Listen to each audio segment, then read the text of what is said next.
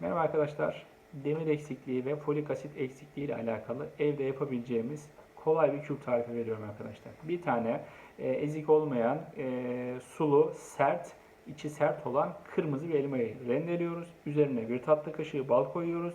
İçine bir çay kaşığı tarçın koyuyoruz. Toz tarçın koyuyoruz.